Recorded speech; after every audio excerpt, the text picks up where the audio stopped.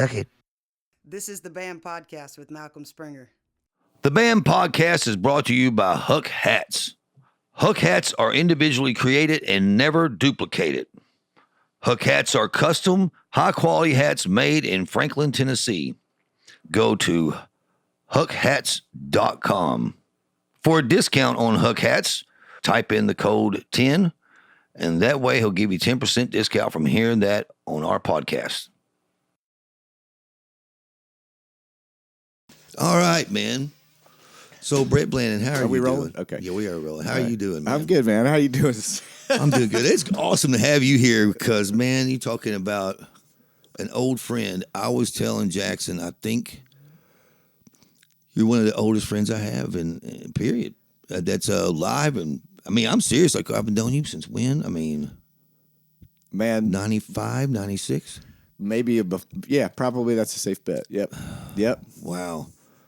So Brett, guys, just to let you know, Brett is he was front of house for Lady A.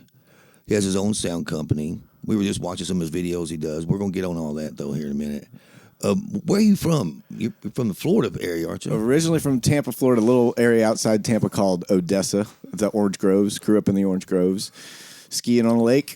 Yep. Mom's from L.A. I mean, Lower Alabama.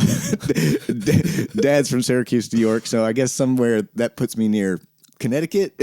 No, I grew up in Florida. Yeah, Tampa area. So you're a surfer too, aren't you? No, not a surfer. Scuba diver. Scuba diver. That's right. That's right. Hey, look! Before we get going, I got on a. We edit everything. If we have to edit, we will. Have you heard about speaking of scuba diving? Have you heard about the pyramids in Rock Lake up in Wisconsin? No. They found pyramids in the bottom of that lake, and I want someone to scuba dive it with me. Okay, that's Let's awful cold, Malcolm. No. During the summer, we go up there during the summer, and we ought to do it before the end of the year. Let me put it on my notes to do. Because I'm dead serious. What's the name of the place? Rock Lake. Rock Lake, Wisconsin. And you have to see these pyramids. And what they found in there was they found in the pyramids, they found these giant bones. People that were 10 foot to 12 foot tall. And this is not all made up. This is in the paper and all that stuff. Anyway, yeah, the pyramids of Rock Lake, look it up because it's so interesting. I'll check it out for sure. It's so interesting. Let's scuba dive it. Okay, I'm down. Scuba dive it, man. I'm down. So I told you earlier, we were talking before the show about, I think you're a great example of a guy who came here and super successful, man. I mean, I'm proud of you. So what made you want to get into the music business, and what triggered all that, and how'd you wind up here in Nashville? So mom was a church pianist and organist, and she grew up in Alabama with her dad, Chuck, my peepaw. He was a music minister at church, and she was his accompanist. She played everything. I mean, from the time that she was knee high, pretty much. She's still one of the best piano players I know in my life. Mom's awesome. So when I was a kid, and she was the pianist or organist at church, often Peepaw was in the congregation, and he and I'd stand next to each other. And he, as the music was playing, everybody was singing along, he'd be following along in the hymnal, pointing to the bass notes, so I could see, note motion and hear him sing.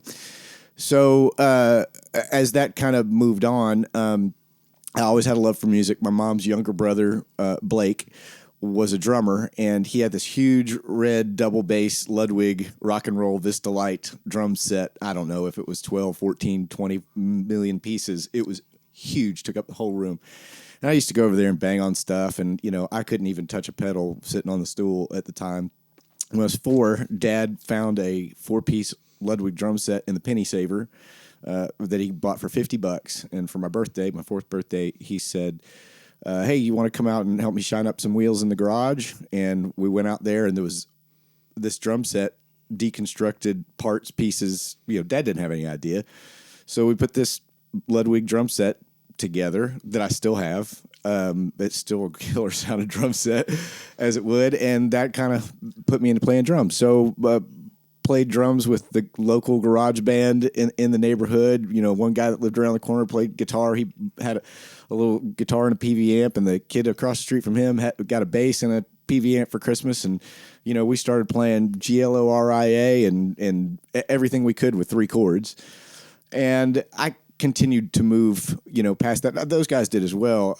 But I before I went to school, played in a show band in high school, and they had a synthesizer, Korg T3 M1 kind of thing. So I really this is the coolest thing ever, and started messing with stuff. I had a 4-track recorder on a cassette tape, and I could go through all of that story. Long and short of it was, I ended up going to realizing that this is what I wanted to do, and it was fun. I loved having people over and recording on my 4-track and figuring out reverb and all this stuff.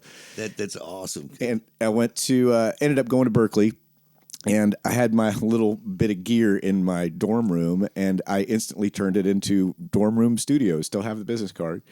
And all day long, every day that I wasn't in school, I had a building full of awesome musicians, people that wanted to do stuff. And I didn't have to make a dime doing it. So I got a 16-channel mixer and a quadriverb, and we just started doing sound-alikes and recording things in the dorm room. Even putting people in closets in the room across the hall and running cables over there to record sax in a bathroom and blah, blah, blah, blah, blah. It was great. Anyway, fast forward through the Berkeley experience, I moved to Nashville and got a job right out of the chute as an intern at Masterphonics, serving coffee and answering phones and sweeping floors. And I got fired from that gig for no fault of my own, but we'll leave that story out of it at this point. Right. And I was I say out of work. I wasn't collecting a check there anyway. Right. I was living out in Bellevue, the same place that you eventually lived there. And 3 weeks had gone by, and I had no job, no money, no nothing. I'd gone and interviewed at a temporary agency to get some work and some income. And the morning I was supposed to get my first call to go work for somebody, lightning hit my apartment building and knocked the phones out. So I went across the street to the Tiger Mart and called the previous studio manager over at Masterphonics and said, "Hey, you told me there was this guy that was a studio manager that was looking for somebody, and I never heard from him." So she said, "Give me a second, call me back in 10 minutes." So I did, and it was Jerry McBee, who was the studio manager, original studio manager, rest his soul, at Ocean Way. And he called me, and he's like, "Hey, when can you come in for an interview?" And I'm like, "Right now." So I did, and he offered me $8 an hour to come over and do whatever else, and hired me on the spot. And I didn't know that. Yeah, I didn't know that's how you wound up at Ocean Way. Yeah. That was my next question. Wow, that's crazy. Yeah, all I wanted to do at that time in life was be a recording engineer, and I was super SSL savvy, and had good chops, and had good relationships, and thought I knew everything, because at that age, I think that kind of we all feel that in a way. Well, I have so many questions running through my head now. Okay. I loved Jerry so much, and man, it's just I miss him. It struck up some feelings there. I'm sorry. Yeah, think about him at least every week. I think Jeff Hansen. We talked about him the other day because Jeff Hansen knew him, and he didn't know him well. He just remembered him from Ocean Way and some other things, because I was telling him about him helping me get that. Me and Jonathan Montoya and Scotty Austin, we got that. What's the name of that video game? Anyway, we had a huge video game. Oh, Dead Rising, and that I didn't know how to get our royalties for it, because Jerry's the one who got us the gig. But anyway, that's amazing, man. Well, let me ask you something, because I think this is like something that's kind of off the path, but kind of on the path. Why aren't you a record producer? Because you're better. I don't know, dude. I know one thing. I've often referred to you as one of the smartest men I've ever met, and that is not bullshit. That's just the truth. And you're so musical. Now, is that drum kit, that Ludwig kit, and is that the same one that's in your basement? There's now 4, but yes, it is one of the 4. So really, the one that was down there when I was living with you. It's still, yes, and still the most recorded snare drum on everything in my life. Awesome, dude. That snare drum is the shit. So and it's so funny because Jackson here, I'm teaching him how to engineer, But if you really want to get down to some organic engineering, this man right here is the man. Because I mean, you're doing it still. Yep. You're still doing it. Where us rock guys, we're doing a lot of programming, and I'm getting more into the pop world, that's for sure. And so anyway, let's get back on what we were talking about. No, you're good. Because I just I loved living out there. I was in a bad place at the time. But man, I mean, you're awesome to me. You used to say we used to be roommates because that's not on We here used to yet. be roommates. Twice. Yeah. And you gave me a home a couple times. I didn't have one. I was just a homeless old guy. Oh yeah. See, here's a good question. How did you get into the live sound thing? 'Cause you went from Ocean Way, and I remember because at the time you were Jerry ran Ocean Way, but you ran Ocean Way. There was a lot of learning. I know, but you ran the joint. So you remember that's when I ran into Peter Collins. That's right. Okay, so how did you transition from there to the live sound field?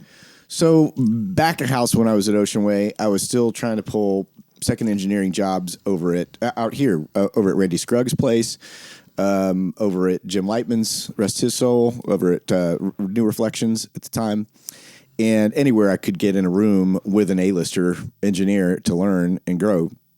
And Ocean Way kept me busy on hours and off hours just because it was a networking thing, and there was a lot going on there too. So I opened my own demo studio across the alleyway from Ocean Way called Brett's Place. I did a lot of stuff there. That's right. And most of the time it was a jingle house, jingle on demo house. And I tried to adopt the Muscle Shoals mentality of having a house band, and we'd bring in whatever singer that the client wanted, and then we'd just crank stuff out for a couple hours every night after business hours.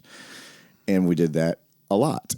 And then, you came over and cut stuff with Spike 1000 over there, and Full Devil Jacket, and Stephen Hunt. Yep. So it was a moderately busy place. And at the time, I had an expensive girlfriend, and I wasn't making enough money to really support that. And they were getting ready to up my rent there.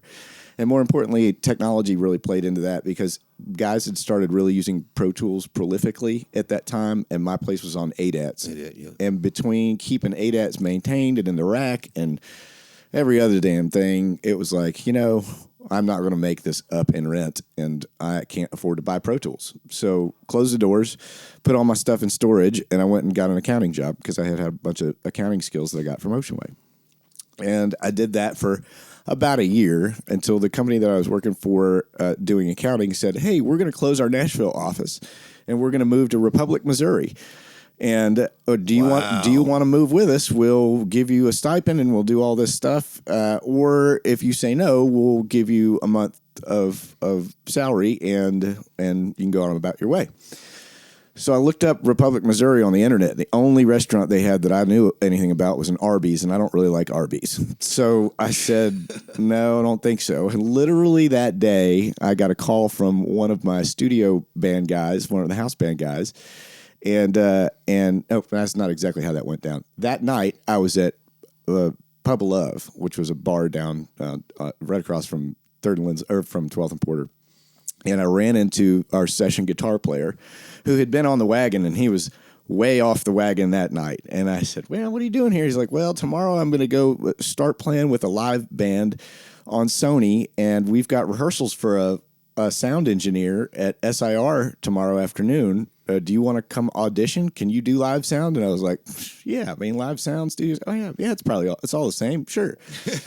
Well, I tied one on that night so bad that I remember the next morning at work, I had two different black shoes on because I guess I couldn't see straight that morning.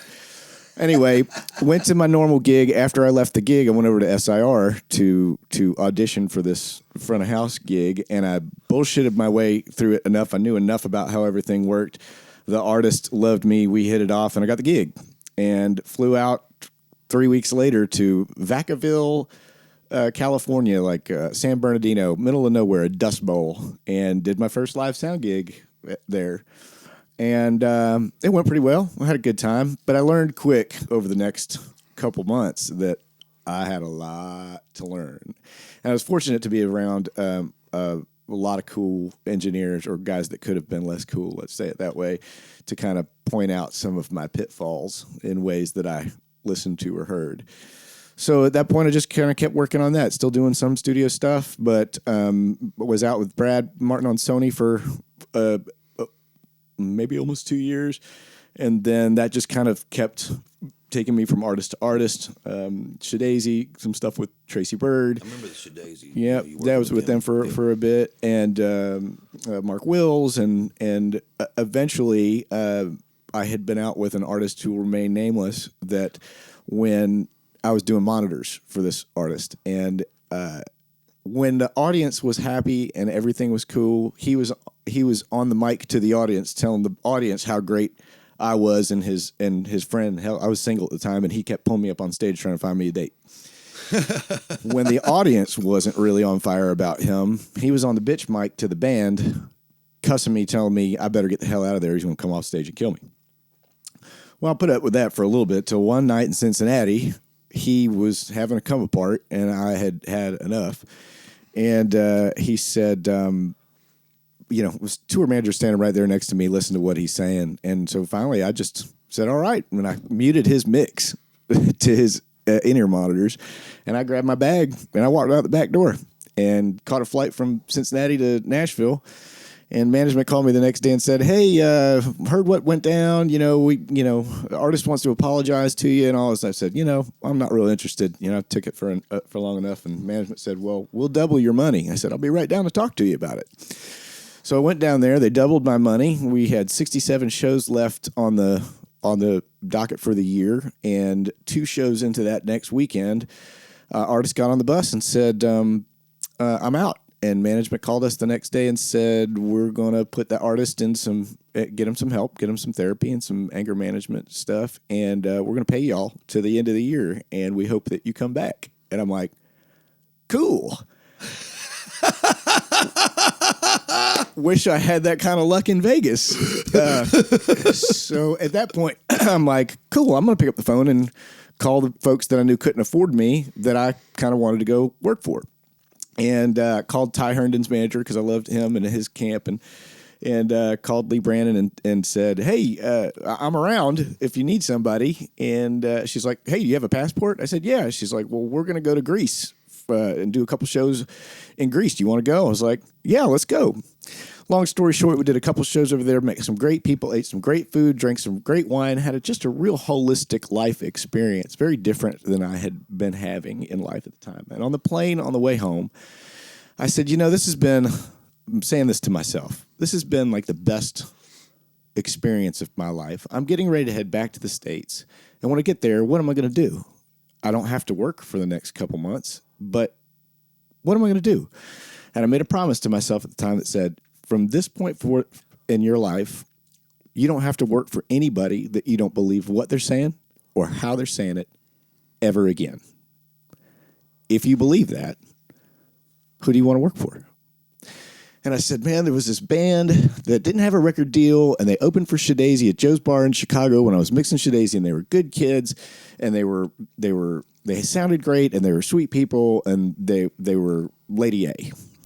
I said, I should reach out. So freaking amazing. I should reach out to them. I've never told you this story. No. So I was like, I should reach out to them. And who else would I work for? I said, there was this guy that's the singingest son of a bitch in country music. He had the best voice ever, named Daryl Singletary.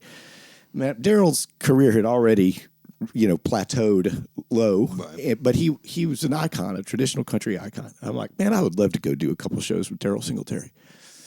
And so I said, okay, I'll start there. So we land in Nashville. I'm at baggage claim. And at the time, I had staffed a couple music venues in town with engineers. I'd go in there and I'd tune and fix their PA. And I'd say, hey, if I'm going to do this and you're going to spend this money on it, then you need to have my guys run it and maintain it so that road guys could come into town and have, a couple $100 cash night to night doing club gigs in town. And so I landed, and this guy, JJ, was supposed to be the guy that was covering this gig at Code Blue that night, a club that used to be a strip club downtown. And JJ, my phone's blowing up. The minute I land and the phone comes back on, he's like, hey, man, my van's broke. I'm in Mount Juliet. I can't make the gig. I was like, you know what? I'll get my bag. I'll go over there, and I'll probably be there right about the time for load in. Yeah, I'll go cover it. So I literally went from the airport to Midtown to Code Blue for load in. That night, the band playing was Big and Rich, Music Mafia. Their special guest that night on their show was Daryl Singletary. Wow, that's And so awesome. Charles Kelly from Lady A was at the bar. So I talked to Charles and replugged that. You know, a month or two went by, and the tour manager that had been with Shadazy when I was there had gotten absorbed into becoming Lady A's new tour manager at the time. And so we were, you know, kind of like they were putting the band back together. And that was the kickoff of Lady A. That is such a great story, man. Yeah, yeah. I didn't know all that. Yeah. So who was the shows in Greece? So we did. So Ty Herndon was the shows in Greece, and it was he was brought over there by this guy Nikos, who was a Greek country music radio DJ, and the guy looked like the Greek Fabio, like long hair, super nice guy, and everybody that surrounded him. He was a star over there, like, you know, it was the biggest thing. So all those great stories, and they took us everywhere, and it was like their family. In fact, we even went out to his parents' little cottage in the middle of this Sika orchard. Sika is I didn't know this, it was like a fig. And his mom, I mean, the kitchen, Malcolm, was maybe 4 foot square that you could. She made food that covered 20 feet of table, and we all sat out there and ate on their front porch all day long. Had a great time. So it was great people. Awesome, man. Yeah. So Greece was. I want to go over there. Go. Yeah. Is that much of a life-changing thing? I can't tell you that everybody has the experience over there, but I can tell you with the people, and it's about the people, man. The people that I got to meet and experience on that trip forever changed my life. 100%. Wow, I got to do that. I always wanted to go see. I want to go see the big where the gladiators fought and stuff like that. Yeah. Did you see all that? No, we went to the Acropolis, and right off the side of the Acropolis is the amphitheater there where. How big is that? Oh, it's massive. Massive. Yeah, okay. massive. And Acropolis, 2 Greek words together. Acropoli, edge of city. Acropolis. I got you. So the Acropolis sits right there at the edge of the city and overlooks the port and the city and everything. I mean, it's unbelievable. So, I'm kind of staying on the live sound thing. Yeah. So now I haven't been over there, but now my Aunt Linda, she's been over there a few times, and the acoustics in those places she says is crazy. Like you can be like way up there in the stand, and you can talk to each other from that distance. Sure. I mean, look, I know ancient aliens didn't build it. Okay, I can tell you there hasn't been some inspiration from it. There has to be something, because how did they figure? Like, they had to be some really smart engineers. And they have those things. Have you seen those things that you sit in and they like come around your head, and they're like way off? There's another one, and you can sit in there and you can talk and you can hear each other plain as day. Parabolic antennas. Yeah. But now how do they stay aligned like that after thousands of years? I mean, that's what my question is. I don't know. Because with earthquakes and stuff, it seemed like it would jolt them a little bit and they wouldn't work right. But my aunt said she would go and she'd talk to my uncle. It's a long ways, and say it sounded plain as day. Like, you're talking right now. There's a cool place in Boston that is the Christian Science Center. They have their world headquarters of Christian Science or Science. It's Christian Science there, and they have this room called the Maparium, and they've made this glass globe, hand-painted glass globe that's super big, and it has this bridge that goes across the middle, and you can walk through it, and you can look from the inside out to this backlit glass globe. If you're standing in the middle of the bridge, you can't hear anything. What? But if you're standing on either end of the bridge, you can whisper and you can hear each other perfect. And this room is, 25 feet across, 30 feet across. So parabolic reflection and the physics of that, to your point, I think that the Greeks really understood a lot in the math department. At the Acropolis in the venue, underneath the seats that you sit in, there are pitched, like angled pieces of tile that reflect sound. Okay. You'd think that, well, this is under my feet, and this isn't how I'm hearing sound, but it all is a contributing component to the parabolic reflector that is the stage. Okay, I got a great idea. Me and you, it's a good excuse. We can for us write to it get off. away from the old ladies and go over there and study the sound. we could write it off. Yeah. And let the podcast pay for it. Sure. Hey man, I'm down. Free trip to Greece, and we could do a whole thing over there to show people how it works and everything. Fucking heck yeah. As long as they can include food, I'm down. Yeah, food and wine. There you go. Food and wine. I'm not much of a wine drinker. I'm not much of an alcohol guy, but anyway, over there, I got to do it. Yeah, Over for there, sure. Yeah. So what are you doing now? Are you still working for Lady A? Some? I mean, what's going on with that? How's life? I know you got a live sound company. Because these guys over across the street, I know you help them, whatever. They make a bunch of rackets sometimes. Guilty, not in my hand. So just before, I guess it was 7 years ago, July 4th, my girlfriend's a great singer, and she and her singing partner had a gig out in Brentwood for July 4th show at this guy's house. And she's like, well, we need speakers and microphones and all this stuff. And I was like, I've been looking at one of these little digital consoles. Let me just pick one up, and I'll go out there and I'll help the girls out, and we'll do the thing. And that gave launch to what is now Brett's Place Productions, which is a live sound, lighting, and audio rental company.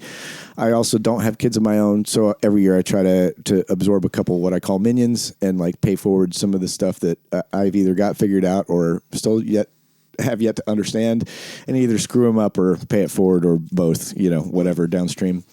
And so during pandemic, Lady A, we got a call like March 27th, I guess, and they said we're not going to tour this year, and that was supposed to be a big tour for us. And Andrea, my girlfriend, said, well, what are you going to do? And I said, well, I'm going to freak out a little bit first. I'll be real, but I'll get back to you. And so a day or two later, she's like, what are you going to do? I said, well, I think I'm just going to go downstairs and play with some gear in the studio in the basement. And she's like, well, for what? I was like, I ain't got nothing else better to do. And if Mom would have asked me when I was a kid, what do you want to do when you grow up? I want to stay in the basement and play with gear for a year and a half. She would have backhanded me. So anyway, I had this idea where I had wanted to put Edison light bulbs on the top of mic stands and use them as set pieces. So I was like, I'll teach myself lighting and build these things. And so I did. And 4.5 months later, I had turned my whole downstairs into a full-on live streaming facility with digital content capture, and had some really great influential people and partners and guys with nothing else but time to help me understand things and learn things. We started a company called Remote Production Group, where we were really setting the bubble and ahead of the curve on remote transmission and operation. I can drive everything from wherever you are, from wherever we want, and all part of the technology that we were a part of developing over that time.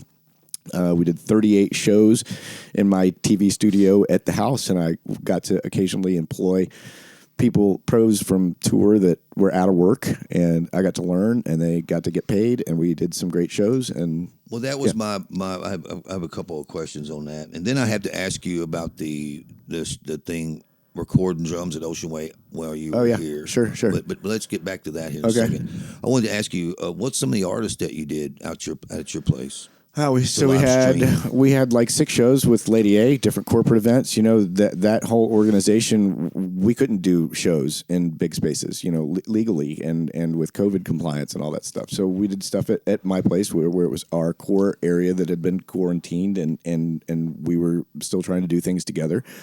So we did remote location live music events for corporate events. So, such and such company is doing their show virtually for their employees at home. And just like you would do a show at a ballroom for a corporate event or whatever, they'd have musical talent. And so we had interactive, the MCs could talk to the artist on stage from remote locations. Right. That was my question. So were they live? Yeah. So I mean, we did some pre-tape stuff, but there's fiber at the house now, and all kinds of stuff. So in one of the events that I'll tell you about, the show, its show. So a lot of people I don't know who's listening to this, but a lot of people don't know that there's a video director that's cutting cameras together and an audio engineer that's stuffing audio into this video transmission, then a guy that's handling the upload and the titling and audience mics and there's all of these people that it takes to assemble a show. So one event we did with Lady A from my place, the company cutting the show, i.e. switching cameras between MCs and band and rolling video packages and all this stuff and producing the show, they were actually in Minneapolis. One of the show hosts was in Connecticut. He was the CEO of the corporate company. The other MC was a famous workout icon gal, whatever. She was in L.A. All this is live. Lady A and band and audio crew with camera crew and everybody else are on stage at the music venue, which was my house. So my video machine world, we had tethered to their video machine world in Minneapolis, so that when it was time for Lady A to go live, we're all on comms and back of house. We're hearing just like we're in a TV truck, like we're on the same venue. All of our camera guys were on the same ear. Our video directors listening to their video director saying, hey, we're coming live to you in 5, 4, 3, blah, blah. And when Lady A went live, on the screens in front of Lady A at my place, and the screen on their upper right, the MC from Connecticut comes live on their screen, and they turn to look at that screen that has a camera behind it. And so, hey, blah, blah, blah. So to the audience at home, it looks like they're in the room with the MC. So they've got teleprompter in front of them and lyrics and all of this stuff. They could do a show. They'd play a couple songs, and it'd go back to the show. Minneapolis would cut to their content. They'd play a video package. They'd go to this other MC, and then they're going to, all right, we're coming back to you in 3, 2, 1. Hey, we're still here, guys. Welcome back to blah, blah, blah. All that happened live and in real time, just like a TV show would. Well, I think I can say that I'm a world-renowned engineer, and you blow my mind. You blow my mind. I could never do that, because that would drive me insane. It's just the mix to picks part. I know it's not what it's called, but I'm saying though, to have all these things, that is incredible. I'm so freaking blown away, man. Yeah. I mean, I know you were explaining it to me, but man, I'm talking like really blow my mind, because I didn't know there was like MCs in 3 different cities. Sure. And you're doing it. But now, how many people did you have? Because that was one of the questions I wanted to ask you about the video, the live thing. How many people did you have to have there at the house? Because I used to live there, so I know how big it is. How many people did you have to have there with you?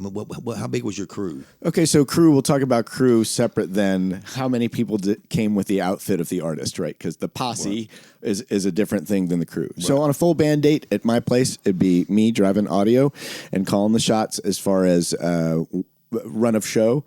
And then I'd have a video director who was, starting with the show title and then cutting through cameras and whatever. And he's on a headset, clear comm, talking to the one camera op. So I only had one camera op. I had 3 moving robotic cameras that would just slide back and forth. But I had one guy on a stabilizer that was up in the artist's face and stuff like that. He's talking to the video director who's like, all right, I'm about to go to camera 5. Go ahead and get your head out of the shot. And so they're talking back and forth. Video director's like, hey, we got a guitar solo coming up. Can you go ahead and move into position to pick up the guitar solo? That kind of stuff. So, like I said, me at broadcast audio. There's a monitor engineer handling all of the needs for the band's in-ear monitors and things like that. There was a camera op.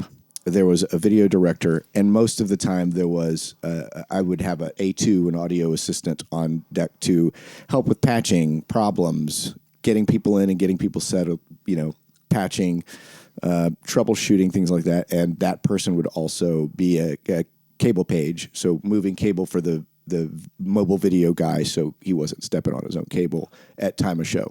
So about 6 of you. I guess that's 5, right? Me, 5. It's a normal 5-person crew. Man, that whole thing would make me a nervous wreck. I'm telling you, dude. But that's why we pre-record our shows. Which we did plenty of that as well. But most of the stuff that we had come out of there was not pre-tape. It was live. And even I came up with this term, post-live engagement opportunity, which it was a pre-record, but it would air on the internet with the little flashy, blinky red thing that said live. The audience didn't know that it wasn't live, but it wasn't live. Right. Well, we did some of those too. Well, and I have to ask because Sure. that's what I do, is ask crazy questions. Now, how as a mixer, how do you know what your mix is sounding on the other end? I mean, like, do you hear the same mix like right in front of you or in headphones or whatever that you are hearing, over the net or the fiber? You know what I'm saying? So I have to answer this. I'm going to answer Because this it's in a so limited confusing scope. to me as an engineer. I'm going, does it sound the same? Or is it? It's confusing to a lot of engineers, and there's a million components to this. And for the scope of my show and the way that it was uploaded and transmitted via the internet, there wasn't a lot of intermediary steps where audio changes, matrixing, things like that would happen, like there is in major broadcast production television, right? So, like from a place where audio leaves the Grammys, it makes pit stops all over the world where it enters a set of hardware and it may be correctly matrixed, it may not, it may fold up and be demultiplexed and whatever. There's a lot of considerations for how it may land in the ears or TV of the consumer, right? So from my thing, what I've got on near fields and what I've got in headphones that I know, my references are about the best that I can tell you. Now, I would always audition mixes or whatever. I've got a little, for lack of a better term, Aratone. I've got a little 3-inch speaker that's coming out of a headphone output. I want it to just be as garbagey as I can. And it's down on my floor facing a corner behind my studio console, so that if I'm down the hall or hearing it or whatever, it's a really easy way to see our vocals poking out, or is kick drum too loud, or Man, you know what? I just figured out something. We are complete geeks. Yes, I don't care. It's because there's people. I don't care who you are. You have to be interested in or you have to wonder how things are getting to you. I think anyway. Sure. I often wonder that. It would drive me insane not knowing on the other end. I'd have to have somebody on the other end going, how's it mix sound? Was snare drum too loud? Because it's so easy to do that, especially a snare drum or a vocal. Sure. Well, it's still good to ask the questions, but sometimes, man, when it's firing out the door, blow and go. And there's a lot. We were talking earlier. You got a lot less opportunity to overthink shit when it's a blow and go. Right. Get it out the door. 9 times out of 10, it's probably in a better spot than you're about to make it. I am so interested in sending you maybe some tracks to mix because I'll tell you why. For one thing, I'm not saying I'm getting out of the mixing thing. I'm saying I'm getting more into songwriting now and more into the production and being my old self, and because I want to pay attention to my artist. I'm gonna be honest with you. The Josie Scott record really has made me understand that I need to be paying attention to my artist instead of running the Pro Tools rig all the time, sure, or worried about a mix, worrying about their emotions and worrying about how I can put them in a place that I'm gonna get the best out of them instead of, wondering about that. But in the engineering world, to me, you're fascinating. You're a fascinating young man. I say young man. You're not a young man. You're as old as I am now. That's right. I mean, hey man, finally I caught up. You caught up with me. No, but when I was 30 years old, 4 years. I mean, yeah. But now that actually, you're 5 years. I'm 40. I'm 47 now. Andrea asked me every day, "Do you really know?" And I was like, "No." I was like, "Does it matter?" No, but I think I'm 47 right now. Mine's pretty easy because I was born in '70, so mine's pretty easy to come up with. Nice. So I'm definitely 52 years old, and I love being 50. Me too. I'm not 50 yet. You're not 50 no. yet, but 50 years old. It just gets funnier the further down the stream you go, right? Man, you realize a lot of things about life that you didn't, and it's funny because I have every week it seems like I have some kind of, how I used to be this hothead, just blow up and everything, and now I'm just like, man, it's all good. It's all good because I remember looking the other night, my son Corbin, he got mad at this video game because he lost. He's playing these people online, and he got mad and went over to the TV, which was an old TV. To be honest with you, it was pretty much, maybe you could buy it for $25 at the pawn shop. And he went over to it and he freaking takes his controller and he smashes it. He comes in there and he's upset. Boy, I mean, when I get home, he's crying and he knows he's going to get a butt whooping. Of course, I had to whoop him. I'm like, why did you have to make me do this? But about an hour later, I got him in the bedroom and I said, son, I'm going to tell you something. My dad told me this one thing that always stuck with me. He's like, what's that, Daddy? I said, your grandpa said, don't sweat the small shit because it's all small shit. Right on. He started smiling. Anyway, and you realize stuff like that as you go along, as you get older. You realize how true those things are. Sure. What doesn't, and my son playing football now, really, it's like, hey, what ain't going to matter 5 years from now doesn't really matter. Mm-hmm. If it's going to matter 5 years from now, it matters. What was some of the other favorite quotes that you had from family or wise ones in your past Oh, geez. that you think about often? The most, I think, and I learned this last week, is the gasoline story. You know the gasoline story. Sure. And my grandpa saying you're going to meet people like that your whole entire life, and it, people, like friends like me and you, like, I would die for you in a heartbeat because you're my friend. Those are hard relationships, are hard to find. And you got to pick and choose those people in your life.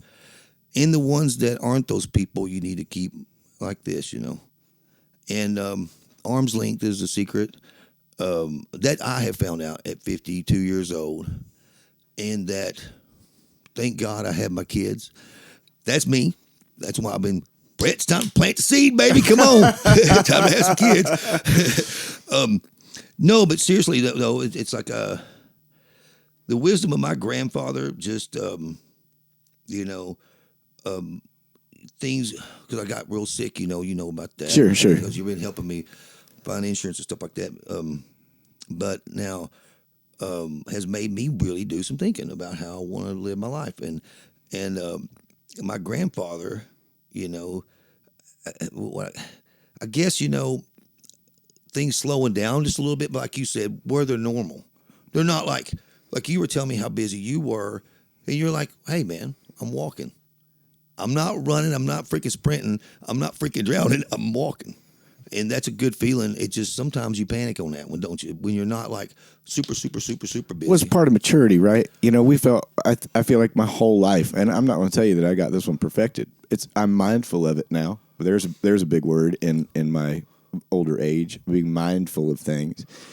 But I am mindful that, man, I'll work myself to death. I'll work myself right out of a relationship, right out of a life, right out of living. Right, because I love it, because I want to do it. I tell the next generation, if you don't have to eat, breathe shit, music, engineering, whatever you do, get out. Yeah. Quit. Because somebody does, and that person is going to be the one that's a success. They're right. They're going to That's right. And it's just where you invest your time, energy, and where your heart can speak. Do you feel like, because I'm big on David Goggins, which I plan on having him on here one of these days. Okay. Do you know what I'm talking about? Yeah. Okay. Well, there is no plateau where you go to the top of a mountain and you put your hands up and go, I've made it. Mm-hmm. You got to keep rolling. Mm-hmm. And I think that there is definitely some wisdom to that. But then there's oh man, you can stop and take a water break on the way up there. You're never going to get there. It's a never-ending climb. You're a good example of a man that just hustles your ass off. I mean, I see you, man. I'm so proud of you, man. It's like, and I know, I know you are the same with me, because we've overcome a lot of crazy stuff. Sure. I mean, we have, man. Yeah, got the battle scars to prove it.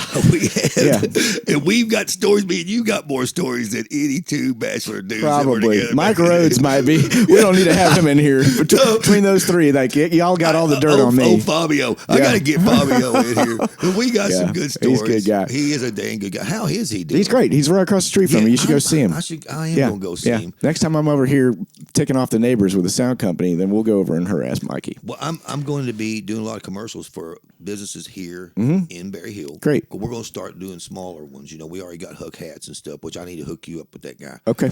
Huck Hats. Do you know Huck Johns? You got to check out the website. Okay. He's really, really, really, really awesome. And he makes what is it? What is it? The hats are custom made hats. They're custom made hats, but they're never duplicated. Okay. I got a commercial at the top of okay. that. But anyway, so what do you see for Brett Blanding's, your future? What do you see Well, that's in a the future? great question. I'm going to preface that by saying that years ago, back in my accounting and logistics days, I was fortunate enough to cross paths with someone that's still a very dear friend named Angie. And Angie at the time had moved here from L.A. and had already started and sold a successful promotional company, and we were working together in a new set of capacities there. And she's like, I miss my big life, LA. And it became apparent to me that Angie was the kind of person that would say, all right, I'm on my boat and I want to go to that island over there and I want to conquer the people that are there and set up a new, better form of government. And then I want to pick the next island that I'm going to go to, and I'm going to take my boat to that island. I'm going to do the same thing, blah, blah, blah. Whatever she wanted to touch was always a success, a big success. And it sucked because everything that I touched, my boat would crash about 30 yards offshore and sink. And not only would I never make it to the island, I'd have to repair my boat, get it back up in the water and go, well, hell, what now? And I'm not going to bore you with the rest of the story, but what I learned over the years of my relationship with her is that there are two kinds of people. Now, I think there's graduations of all of us in between, but I could tell you that I believe that Angie is on one end of what I believe is the spectrum, and I am on the other end. Every time I pick an island that I want to go to, that I drive my boat to, I will crash offshore. Not because I'm thinking I'm going to crash or willing that on myself, but there's another way. And what has afforded me success, to quote you along the way, is when I put up my sails and I just hitch off the sail, and as long as I am catching the wind of love and goodness and kindness and wellness, man, that's likely never going to take my boat to the island I want to go to. But it's going to take me to a really cool spot where I'm going to have a whole new set of adventures. I'm going to have a whole new set of things to learn. I'm going to meet a whole bunch of new people, which is, in a nutshell, a way better adventure than I ever would have been on if I had my own which way book that I could turn the page to. So just like the studio downstairs and it becoming this very successful video opportunity, literally it started with, I don't know, but I'm just going to go down here and I'm going to play with this. Right. And I just kept listening to the wind in the sails, and that wind just kept steering the boat a direction. And who knew? It's not that I'm so smart to forecast that. I am smart enough to know that I don't know, and that I'm willing to listen, because isn't that what we do? Right. Or should do? That's what we should do. Right, yeah. And it's tough sometimes. Man, amen. For both of us. Yes. Maybe you especially. Yeah, it is. It's tough because, I'm a fixer and a giver, and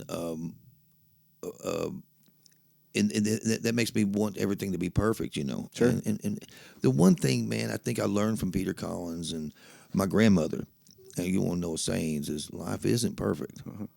And neither is the stuff that you're going to mix or you're going to produce, because perfect is boring. Well, And I'm not going to say that I understand what you're saying. I'm not arguing the theos. The way I look at perfect is, and my phrase is, every day happens perfectly, whether you like it or not. you have to watch the Eric Baker podcast. Okay. because I mean, that's exactly what he says. Every day is perfect. Everything is perfect. Mm-hmm. You might not like it. It might not feel like it is. And it's not some divine intervention necessarily, right? There's a million ways that you could conceptually skin that cat. Matthew McConaughey has a great bit on YouTube that's like a 10-minute audio bit. It's just a picture of him. It's no video to go with it. And it's called Why You're Not Happy, or something along those lines. And I can tell you the first 8.5 minutes of it are worthwhile listening to. The other ones, whatever. But he has this idea, and he starts off the whole podcast by saying, or whole speech by saying, we all have two wolves, and it comes down to which one you feed more. Right. I think the adage is typically which one you feed. But I love that he said more, Because I like feeding my other wolf sometimes. Me too. Right. Me too. So it kind of prevented a statement, but in a nutshell, kind of what he says is like everybody's chasing happiness. You know, it's quid pro quo. I'll be happier with, kind of like you were saying about getting to the top of the mountain going, I win. Man, you never get there, kind of like your point. And it's because what you really want, you already have, and that's joy. You're not chasing joy. Joy can't be given to you or taken away from you. It's always yours. You always got it.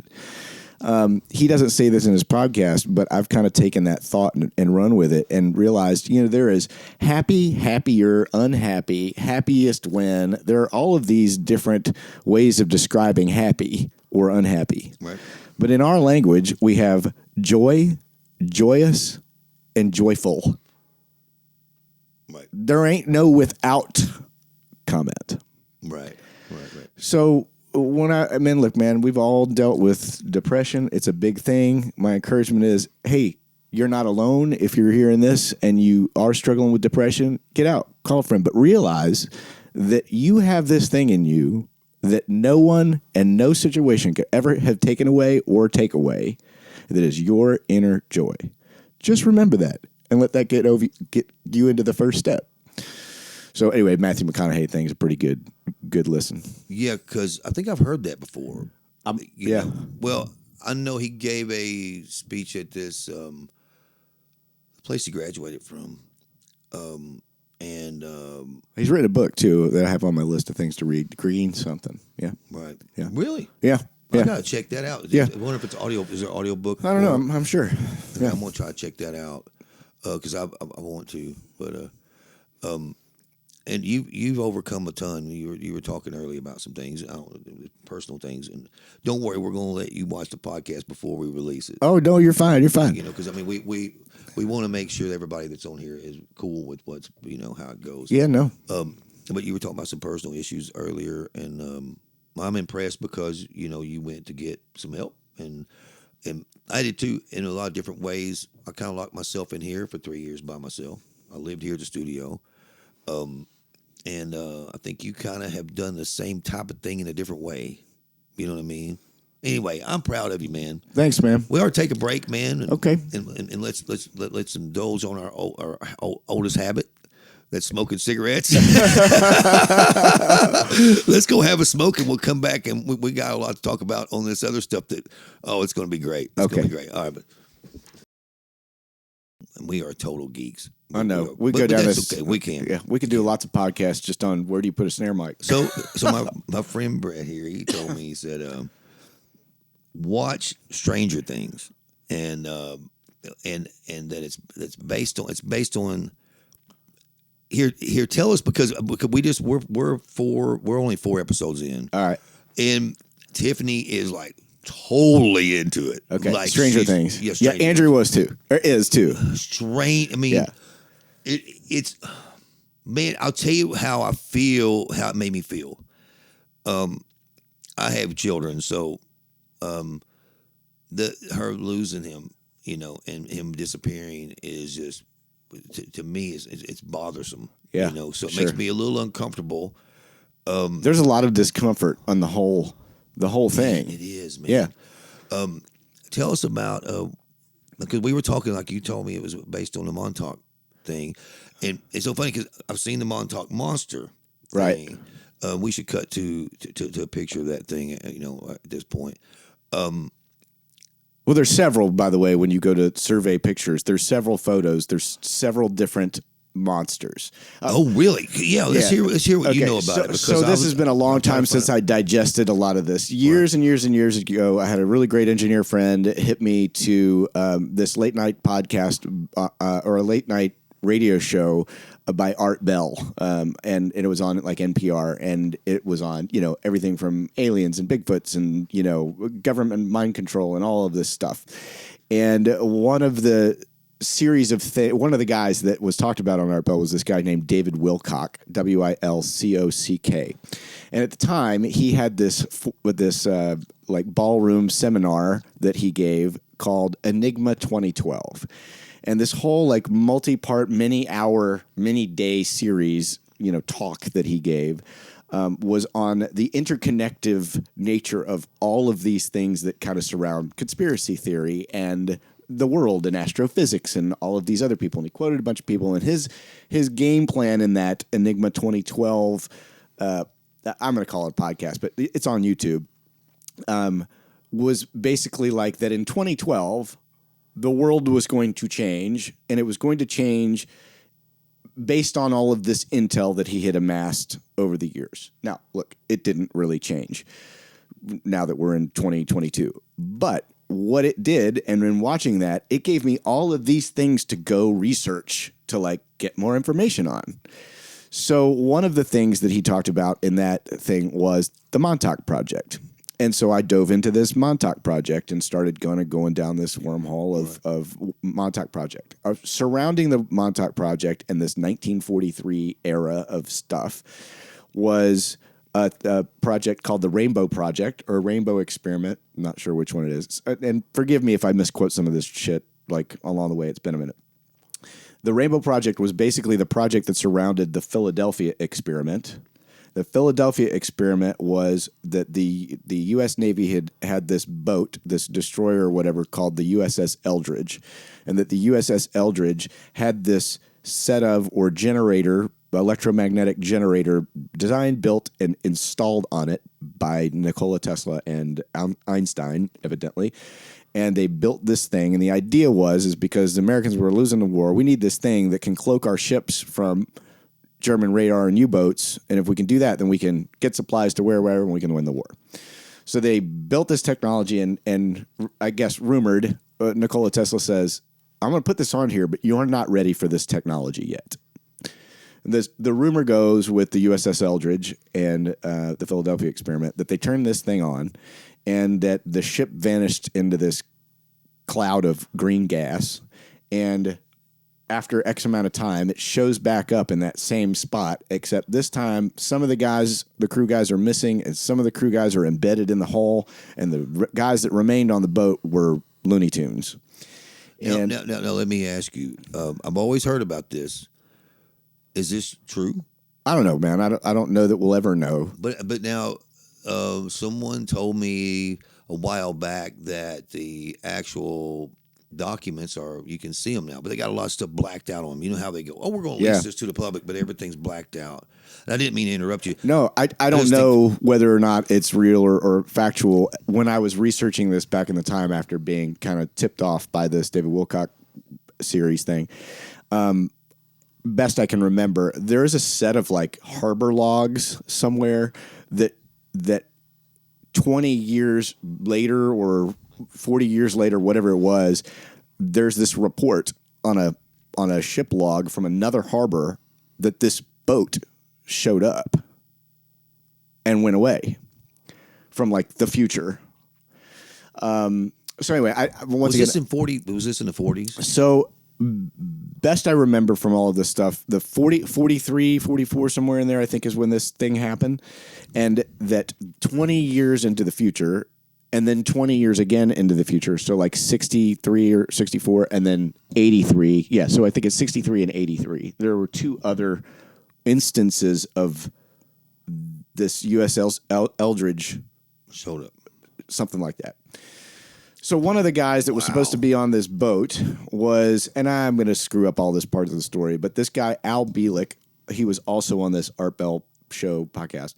He claims to have time traveled into the future, and he claims to have been on this boat, and he claims to have been part of all of these government experiment things. His brother, also, now by a different name, and I think his name's Duncan Cameron, he is like the reincarnation or the same guy but in a different body. I don't know how all that stuff fits together or theoretically fits together, but nonetheless, this guy claims that he was at Montauk, New York. So there was this old Air Force base called Camp Hope or something like that in Montauk, New York. And they had this big antenna, and the rumor goes that they had one of these Area 51 UFOs that crashed, and they took the chair out. They took the seat out of this UFO, and they sent it to New York, and they stuffed this chair there, and they connected basically an amplifier. And this is why this is interesting to me. Whether or not it's fact or fiction, I don't know. But this is the compelling part. We deal with guitar strings and guitars. Guitar strings are moving this little tiny little oscillations. They're super tiny, super quiet. Even if you can play on an electric guitar, you can barely hear it. And then we got the pickup, and we take this pickup and we amplify through a stage of amplifiers this little tiny string into like rock music. Right. Well, we have brain waves, right? Why can't we stick a couple preamps and amplifiers on them and amplify it, do some shit with it, right? So I think the idea. How interesting is that? That's so interesting. The interest. That's the part of it that makes sense to me. Like, how silly is it for us to think that we couldn't do that? So anyway, this chair, the Montauk Chair, supposedly was like the input device for your brain waves. You sit in this chair, and they through a series of these amplifiers. There's a guy named Preston Nichols. There's even a video way down the YouTube things. I'll find a link and I'll give it to you. You can put it on the show. Where this guy, Preston Nichols, who was supposedly involved in this Air Force, U.S. government process at Montauk, New York, takes you on this interview where it's racks and racks of this old tube gear, big knobs and all this shit. And he talks about, like, this is a transmitter amplifier, and this whole thing is amplifiers, and this is the audio part, and blah, blah, blah, blah, blah. So the idea is that the government wanted to find out, how can we use one person's mind to potentially control a whole bunch of other people? Like, hey, one guy's sitting on the sidelines with an amplifier antenna, and he tells all the enemy troops that are out in the field, hey, you guys put your guns down. And they do. Well, that'd be a pretty effective weapon, right? Would save a lot of lives. I hope that they were thinking about it from that aspect. Probably not. Probably not. Anyway, so this Montauk facility out there, at the time, what got me hot on that was this whole kind of brainwave amplification thing. And like I said, I haven't really researched this stuff in a long time, but the idea of it was at some point, this guy would start thinking about things and they would manifest. They would turn into reality. Like, guys thinking about a Coke can, and a Coke can appears in front of this Army colonel. Not only does it appear in front of the colonel could eventually pick it up and pour Coke out of it. Now, that's the part I'm not sure that I really get on board with, but whatever. Other things that seem to surround the Montauk story are that in this, what do I want to think about? Where do I want to think about? They began to realize that they could think about places in time and space and access that place mentally, like in a wormhole or whatever. And people could then, they started learning how to time travel, and that time travel was possible, and that, they could go there, but then some of them couldn't come back. And like this all ties in the whole electromagnetic generator thing from USS Eldridge and the Philadelphia experiment, that they could travel, but if they moved in the travel process, they would not come back in the right spot. So there's all of these things around it. So back to your question about Stranger Things, as I'm watching Stranger Things with my girlfriend, she loves to like binge watch, like, oh man, there's a 6-part series on something, man. She's like, cool, we're going to be up late tonight. Okay, cool. Like whatever.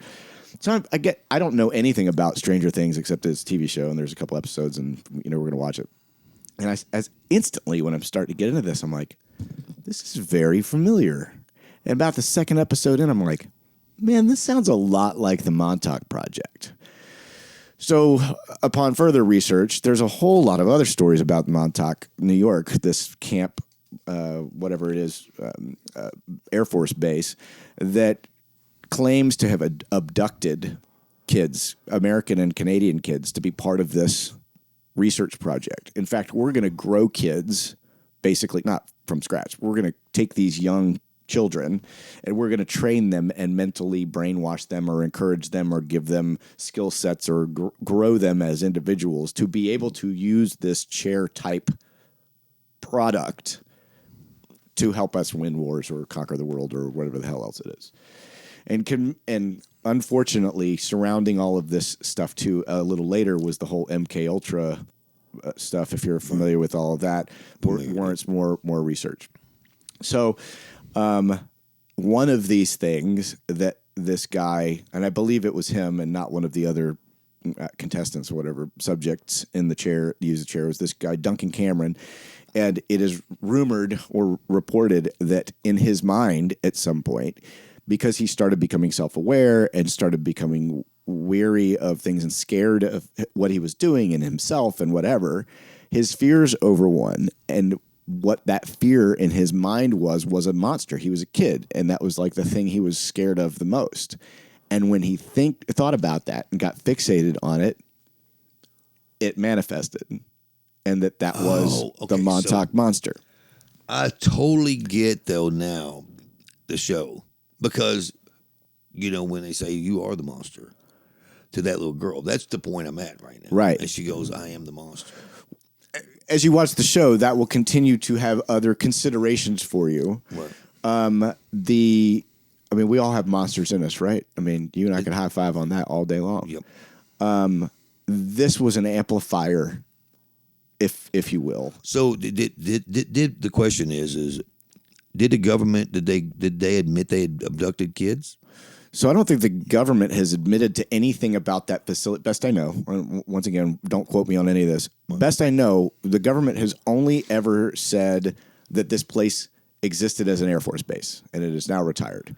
They have not. How could it be was it big enough to be an Air Force base? Well, it was, but then it had been they stopped the Air Force base, and then it went down, and then all of these other projects, the Phoenix Project, and these other projects were going on at like Caltech or Penn State, I don't know, some big university, and they realized we can't be doing these kind of tests here. We need to put them somewhere where nobody will know about them.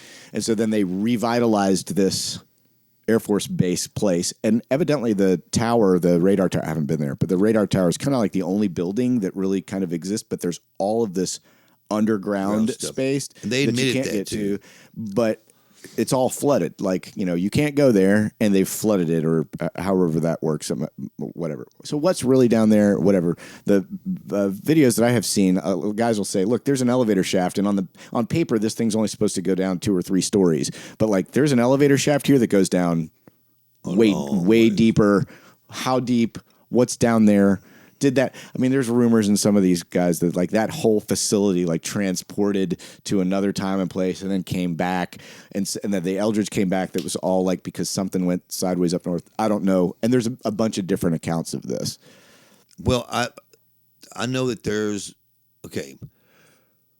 They're saying that they put that base there is what I've read because if there was going to be an invasion from Germany, then it would be probably that would be the place that they would show up. And they had these tunnels that went to these different guns, the battering turrets and whatnot. Right. Yeah. So that way they could get there. That's what the thing before. But now the whole thing is the question is were they mixing DNA? Because at the time, remember, over there in Russia, they were doing that. They had a dog that they put 2 heads on. I saw a thing on that too. And were they? Oh, man, is the Montauk Monster real? I mean, it looks like it's got a beak, man. Well, there's like I said, so there's a couple different quote photos of Montauk monsters or the Montauk Monster, and there's 3 or 4 of them, and they all look different. And was this a dog? Was this something else? Was this a hybrid something? Was it a picture at an angle that I can't really tell? I don't know, and I don't really care to speculate. What works for me in my flight path of conspiracy theory and cool or weird or of course or whatever is it possible that someone's mental invention amplified could materialize? 100%. You've said before that this could all be the Matrix, right? This could all be a facsimile or whatever. Simulation, right? So if mentally we can manifest, let's say it is a simulation. Well, why the hell can't I just think about something and boom, there it is. Exactly. Right?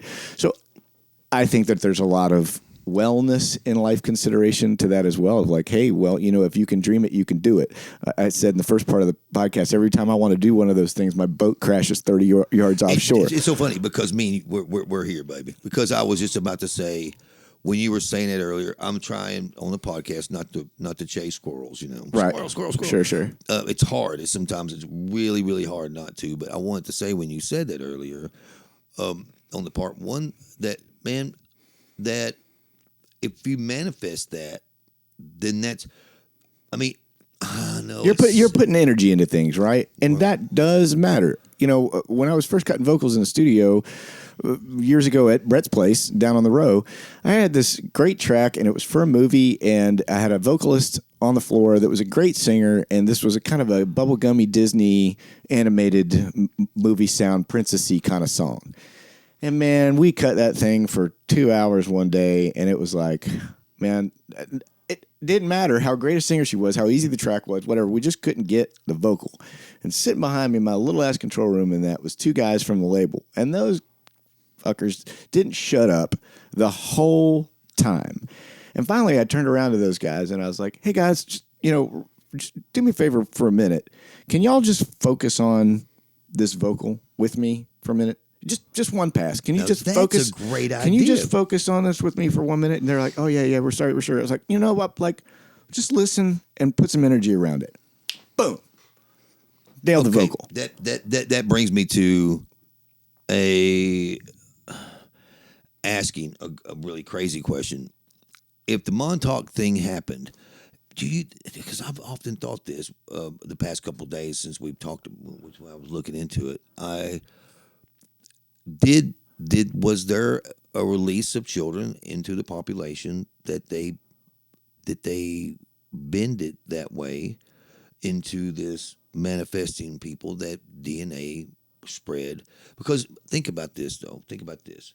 How far we've came since 43. I know. You just look at the knobs and the gear. Like, once again, if any of this is real, I'm looking at these racks and racks and racks and racks of transmitters, and some other report was like that this is a 400 to 500 frequency or megahertz range, and I'm like, oh, man, we ship wireless microphones in this range. Are we bending people's mind with music? I mean, I don't know. But think about, like, because that's about the time, though, that we introduced transistors. But no, musically though, we introduced 440 as being our. Well, that was well before this time. Oh, was it really? Oh, yeah. See, I thought that was World War II.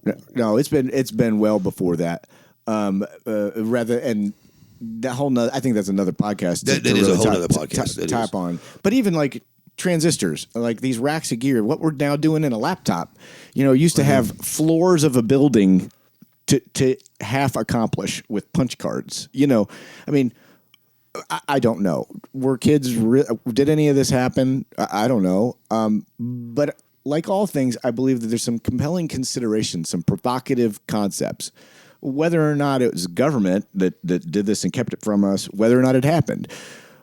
Well, if it did, what is the big picture of how we could consider this stuff?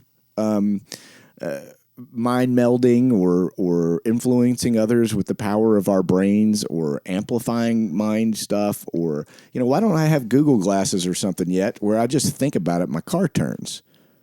Does that technology already exist?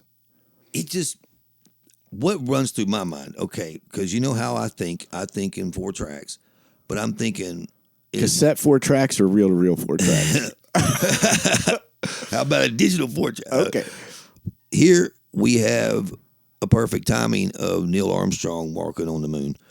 The moon landing, would be perfect as far as one of those kids having a child. You know what I'm saying? Right. The timing of it would be. So, do you know what I'm saying? I mean, some say the guy was superhuman. He could fly a freaking. He could literally fly a freaking a clothes dryer or a Who are you talking about? Which guy? Neil Armstrong. Oh yeah. Some of these guys that did incredible feats of engineering and sure. stuff. I mean, look at Nikola Tesla. Man, forever we had no advances in technology and physics, and then we had Nikola Tesla, and then life changed forever. I don't feel like we've had a big bump like that since. Are we due for that? I don't know. But Nikola Tesla had a quote. I'm sure I'm going to misquote it. He's like, science is never going to advance until they start looking at non-physical properties like the mind, the spirit, things like that. Things we can't prove by current scientific means. That was my next question to you. Because I have these friends, and I'm not going to say who, that claim that they are trans. They're they're going and they're transforming to the fourth dimension, and I don't understand that completely. That when they tell me that, but this Montauk thing may have something to do with maybe with how we are looking at the world now, and it may be conceptually kind of the same, resonant with the same considerations. Maybe it didn't happen, but it's a provocative concept that may explain other things. Here's a story you'll totally love. I used to date this girl that you knew. We used to hang out. She used to live in the apartment building behind the Chili's on West End. Okay, I know who that is. And one night she got some mushrooms, and you can put this on the air because whatever. And I had never done shrooms. I highly recommend them in day-to-day life. So we have this big time. I could go on and on with the details about this thing. And towards the end of the evening, I'm standing in her bedroom, and there's a clock tower at Vanderbilt or this church right around the corner. It's got it strikes 1, 2, 3 o'clock, whatever. And this clock strikes 2 o'clock. And I'm standing in this room and I can see the waves of sound like in the air. Wow. And a clock strikes 2. And I look right at her and I said, "That's the coolest thing I've ever heard." She goes, "You think that's cool? Watch this." And the clock struck 3. Same thing. Now, I wasn't standing there for an hour. How was that possible? And you're blowing my mind right now. That's awesome. And how did she know what was about to happen? A lot of weird, right? So I just want to know where you got the mushrooms. I'm not going to call her and ask her. Yeah. Hey, Nate. So that being said, that really inspired a whole lot of thinking. That was a provocative moment in my life for thinking. And over the years, I developed this description of how I felt like time and space and time existed, right? So if we constantly navigate space as a function of time. It's going to take us 6 light years to get there. I'll see you in 20 minutes. 3 years from now, we're talking about navigating space as a function of time. We're programmed this way. We're so programmed this way from, the lunar cycle and, right. pick something. By Einstein's equation, we should be able to navigate time as a function of space, flipping that front end of the equation around. So the way I look at all of this stuff is like, you got a shoebox of pictures, 4x6 photos from life, right? That you got developed at the little mail-off place as a kid. Picture. And every moment in your life has a snapshot, just like it's 30 frames a second or whatever it is in a shoebox. And maybe a shoebox shows 1 minute of life or whatever it is. And then you take that shoebox and you put shoeboxes from wall to wall on the floor, all the way as far as you can see, and then you stack up shoeboxes this way.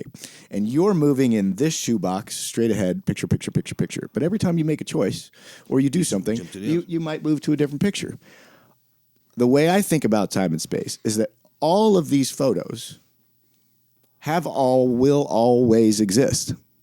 It's not like we got predestination. It's not like this was decided for us. We're making choices. This kind of goes to your matrix point as a possibility anyway. But the reality is if I am moving through these shoeboxes in time, like one after the other, why can't I, if I remove the limitation of navigating that world as a function of time, why can't I just, boom, go over here to this picture, which might have been a different lifetime for me. It might be a parallel lifetime for me in the world of quantum physics.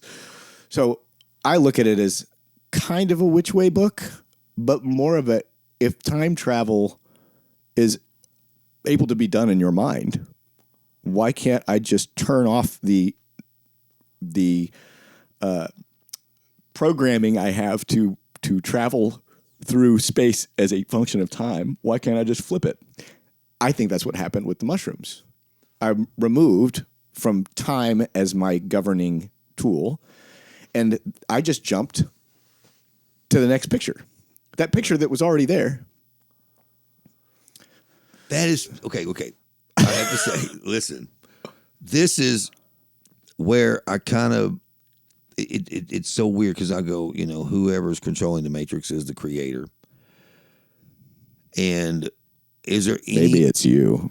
But is there any indication that maybe there's a pause button, and we just all of a sudden, I mean, you're stuck here for 1,000 years, but all of a sudden he hits the pause button again, and we're back on. Maybe my joke for years has been, I think, in kind of a, hey, in a nutshell, maybe in the big scope of life and humanity and planet Earth and all this stuff in time, space versus space time, maybe all of the history of Earth for millions of years is literally like a drop in an alien adolescent's test tube in class one day, right? Like maybe our millions of years is like a nanosecond for this kid in 6th grade chemistry.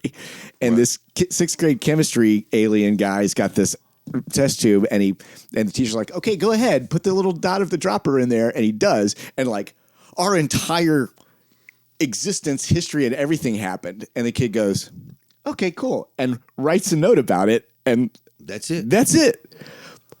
Who knows? It's just...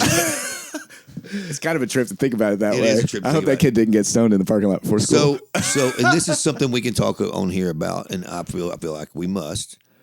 So you've done DMT? No, never did. I did LSD once, and I did shrooms a couple times, to be honest. Man, I've never made it to the other side when I did it because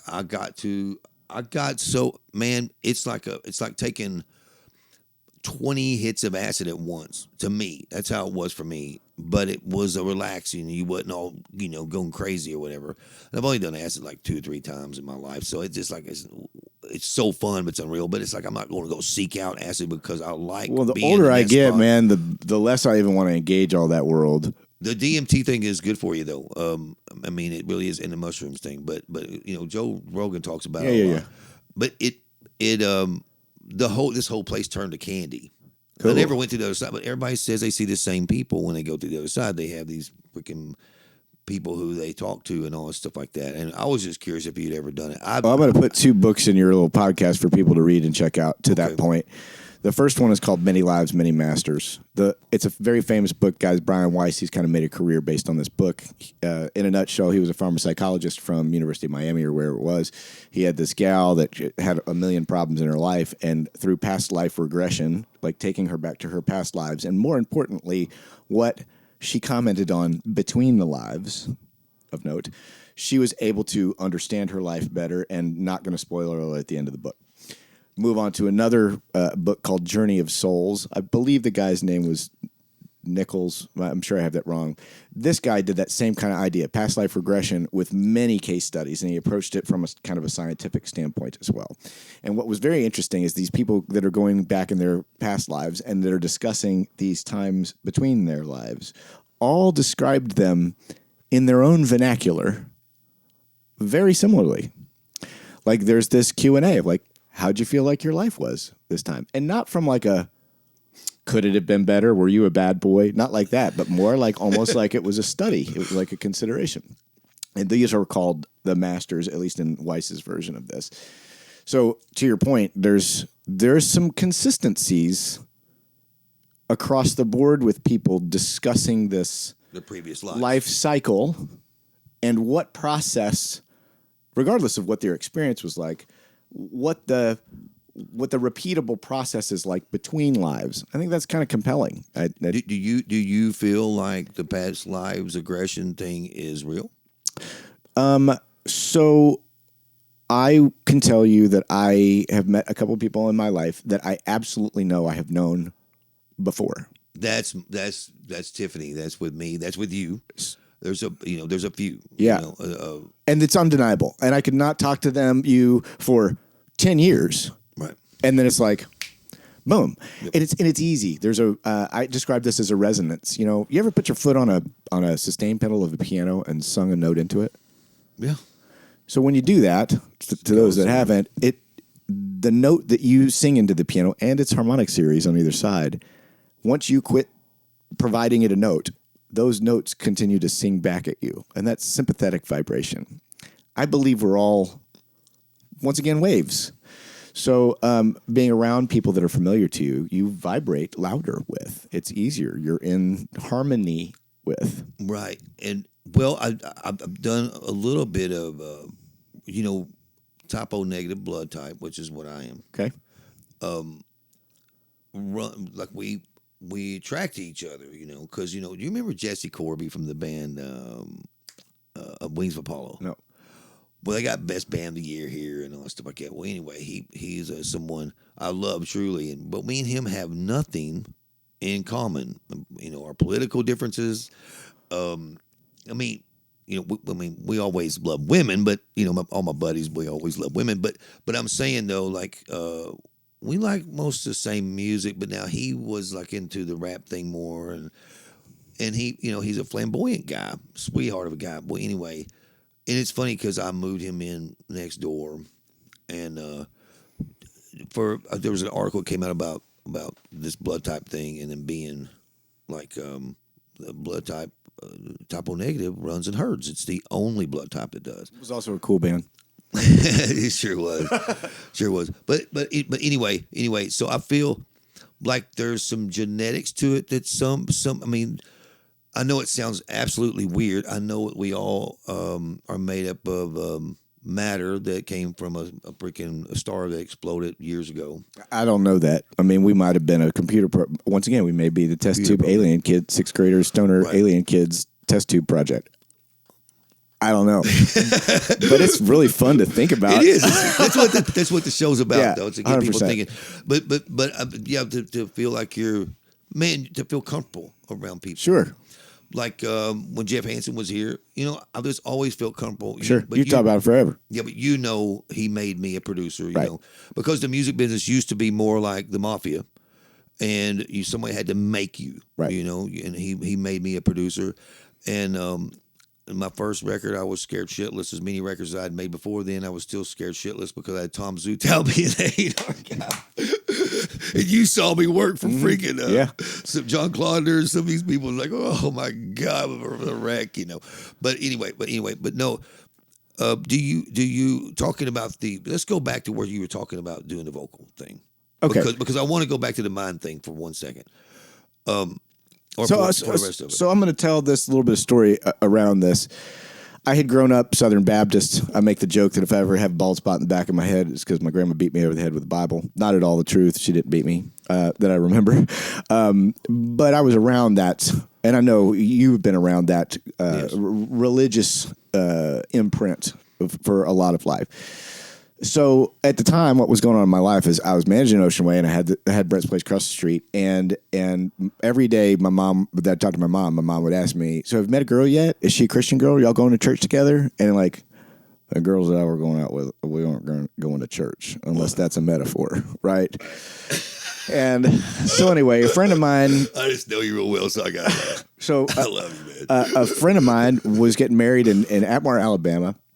And I road tripped down there with 2 other friends, and one of those friends was a female from the same town in Alabama that my mom was at, that grew up in. In fact, her family went to the same church that my granddad had previously been the music minister at. I thought I was supposed to marry this girl, real cute girl, big songwriter in town now. Leave name out of it. The other guy that I went down there with is a great engineer, and he's just been a spiritual. God, I mean, just like he's changed my life in concept. Like, hey, think about this. Have you read this? Do that, and it's just he's such a wealth of information on so many levels. So on the way back, we drop her off in Alabama, and he and I ride back. And this was just after cutting those vocals the week before, where I had this epiphany of like, man, I didn't make this energy pit stop at God to affect that vocal. Energy being directed at that vocal absolutely mattered. Okay, that's what my But question was. It didn't make a pit stop at God to get there.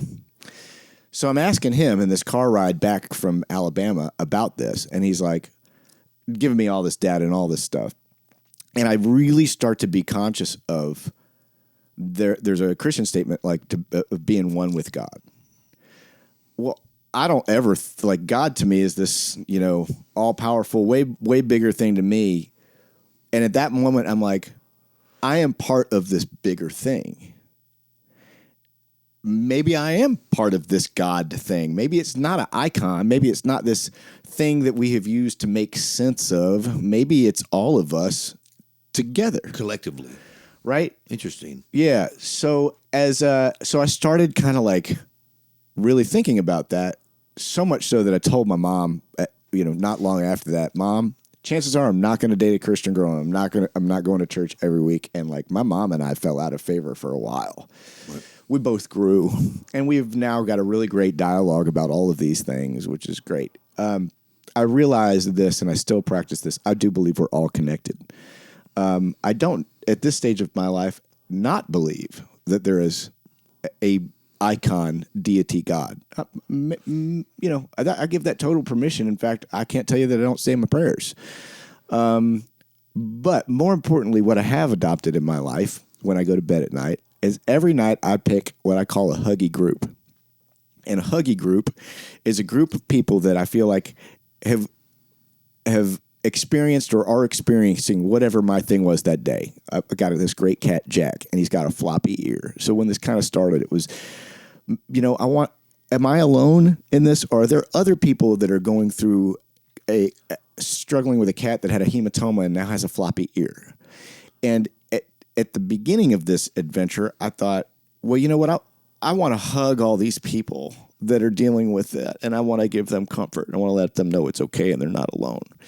And what it almost instantly became was not that at all. It was kind of like, you remember the Coca-Cola commercial, I'd like to buy the world of Coke, and everybody's holding hands from coast to coast.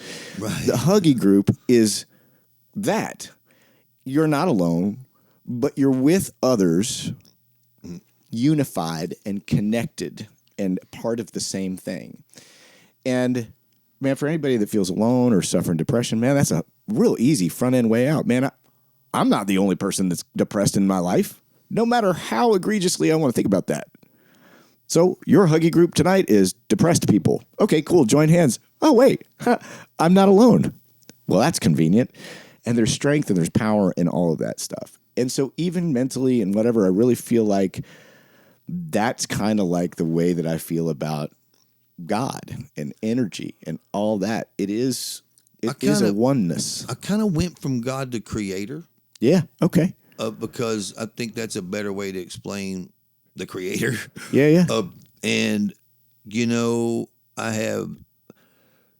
I left my small town and we are Portageville. Yeah. And we are deep thinkers. And I was a way too deep of a thinker for those people because those people didn't understand me because they always looked at me like I was crazy. And half the time I was on drugs and act like an idiot. You are crazy. Own it.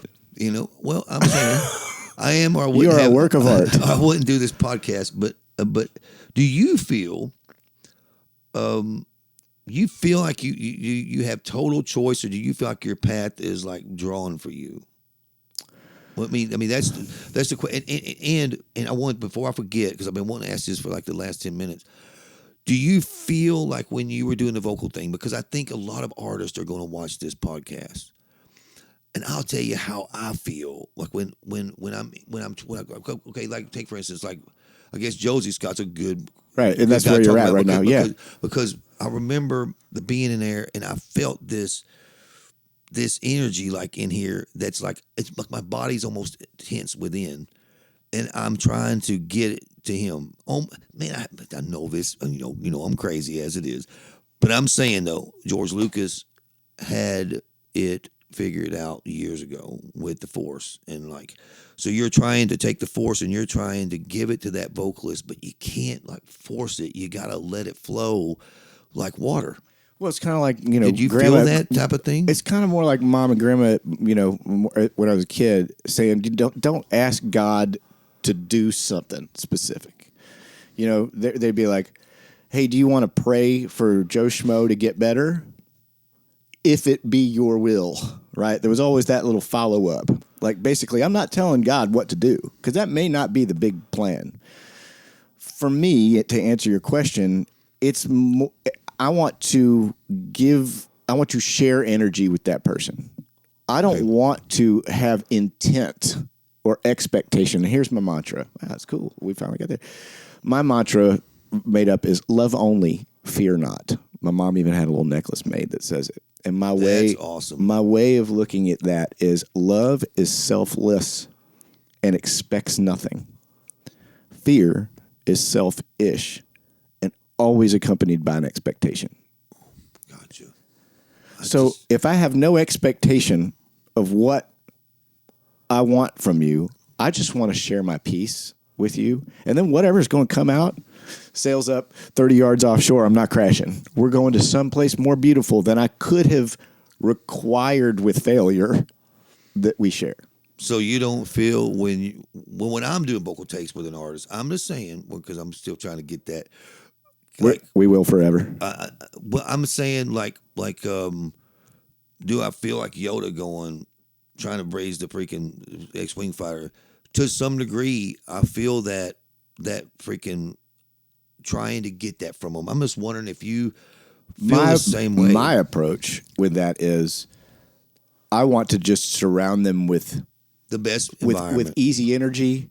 You know, back to Jerry McBee, he used to have these little rugs that he'd put on a music stand, these little ugly rugs. I still have Jerry's little ugly rug. Right. And when I do vocal sessions at my place, I put that on top of the music stand. Now, I'm sure, oddly enough, it's a good high-frequency absorber on one level, but it's very comfortable there. Yeah.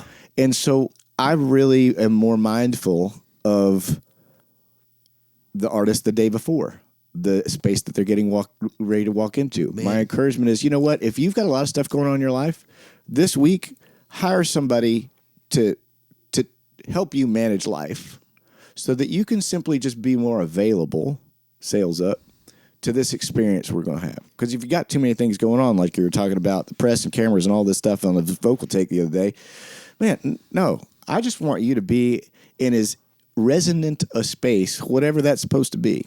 And when I get through that take, or 10, or whatever you're keeping, I've got something. As long as that world was all okay, and that being was able to resonate with whatever they were supposed to, 9.8 times out of 10, I got a vocal take in there. I might have to hack it together, but I didn't have to fight or invent it to be what I wanted.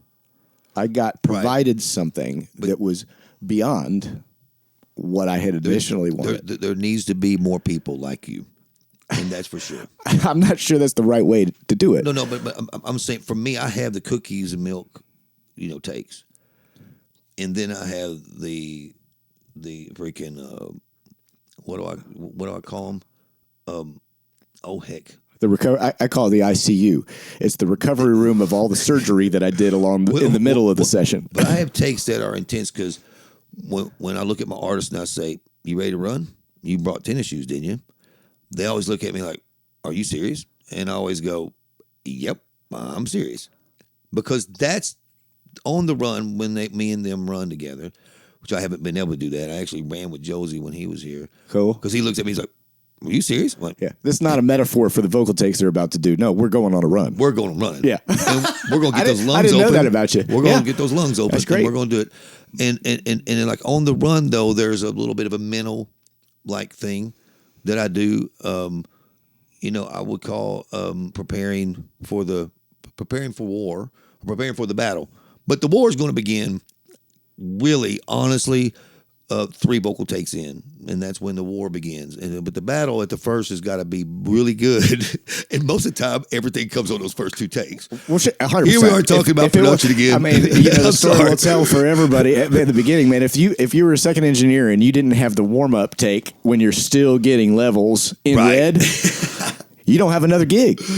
You're right. Because you missed it. You missed it because it's gone. Uh-huh.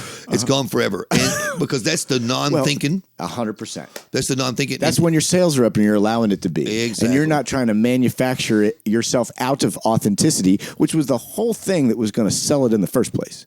Right. There's a great song. I haven't heard a great, life-changing, I want to tell all of my friends about it song in a long time. Heard a lot of good songs. This song I heard girls singing on a bar stool with a guitar down at 3rd and Lindsley one night a couple months ago. Man, if Patsy Cline had this song in the 50s, forget it. Really? Oh man. I mean, it's in 3/4. It's everything that is not going to be a commercial hit today. Right. Man, what a song. Somebody cut the record. Somebody cut it with strings and the whole bit. Didn't do it. Overthought it. It didn't just let it be what it was going to be. Didn't let its voice get amplified. They made it what they wanted it to be, and it wasn't what the song wanted it to be. So this goes back to Montauk, and I'm serious though. Okay, I'm down. I'm dead serious. Because manifesting what is going to happen. I mean, I honestly believe in that so much now, and I didn't when I was younger. Like over the past 3 years, I believe that was the only way when I was younger. Like I told the story about my friend Angie. She could choose. I want to drive my boat to that island and take over the people and conquer a new government and all that stuff. That is a reality. Does that exist? Like Montauk possibility? I am absolutely sure. I think so too. But equally and opposite of that is what I can tell you from my own life. Mm-hmm. When I put up my sails, I end up at a way cooler place. Right. I can't say I wanted to do this and I did this and like, oh wow, I'm so successful and awesome, whatever, whatever. But I could say, guess what I did? Wow, look what you did last year. Wow, I guess I did do something last year. It wasn't my focus. It wasn't my intent. I didn't need to do that. Expectation, fear, subject to fail.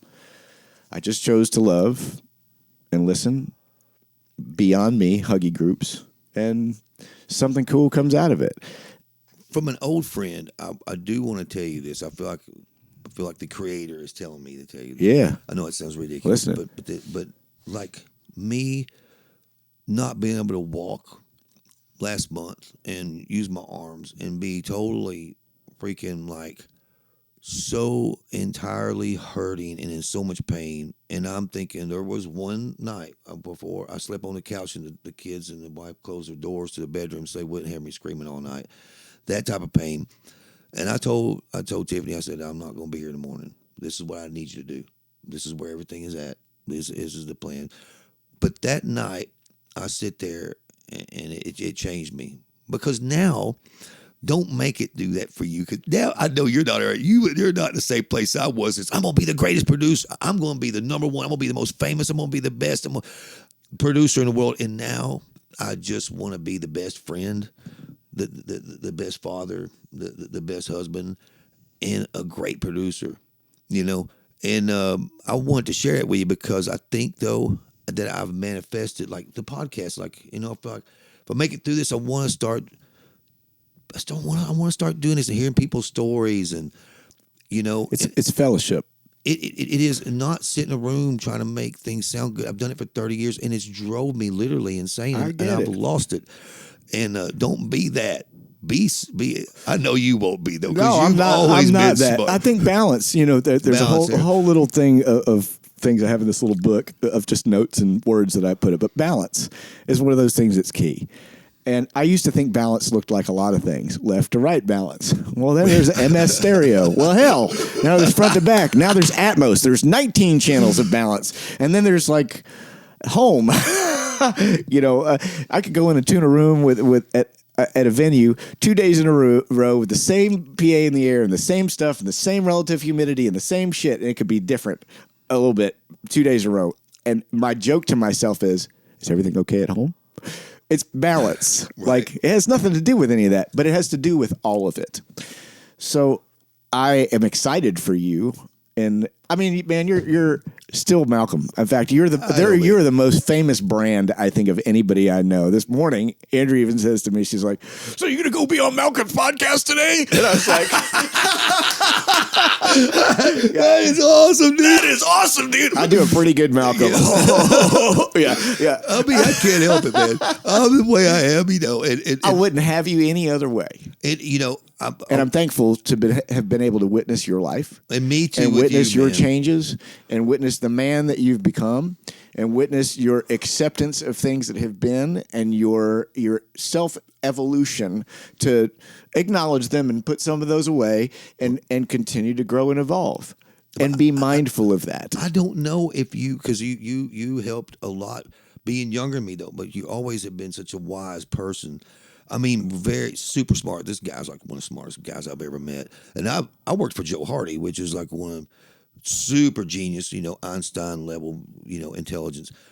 But you taught me, I think, energy. Years ago, if you don't remember this, at your bar at your house. I had that Montauk chair in the back bedroom. You just didn't know it was there. No, but you really did teach me about energy and stuff. And I kept, and I know that it sounds so tree hugger, but the energy from everything is what exists, the energy. Like, wow, why is Berry Hill such a great place to make music? It's like, you just feel like creating here. It's this energy that there is power in unification, and so many things in our world that we live in today are being segregated. When you grew up, did you ever have that aisle of a grocery store that was all yellow wrapper products? I don't know. So I grew up in Tampa, Florida, outside of Tampa, Florida. Cash and Carry was our kind of big grocery store eventually when we got big grocery stores. And it was like going to Kroger, except one of the aisles was the generic aisle. Right. And there was paper towels, toilet paper, and macaroni and cheese and whatever else. And all of the labeling was yellow. And it said toilet paper, generic brand. Macaroni and cheese, generic brand. I know what you mean, yeah. The whole, color, yellow aisle, generic aisle. Right. Paper plates, whatever the hell it was. I want us all to be mindful that our social direction and the choices that we're making as life and people don't become so homogenized. Right. Because outside of that homogeny is the art. Embracing the individuality, the voices of one another. Don't force one another to be, act, think, feel the same way you do. Embrace the differences and the unique artistry of others in that. I really don't know what you just said. I'm sorry if that went on a real wild tangent. I love it. Man, I think it's been a great podcast, don't you? Sure. Man, yeah, I just love getting able to visit with you on here or not. We can sit here all day long. But I think we're definitely going to have a Brett Blanden part 2. Okay, I'm down. Anytime. Dude, thank you so much, man. I love you, Malcolm. Let's go do some lunch. Okay, sounds good. Let's do it, man. See you.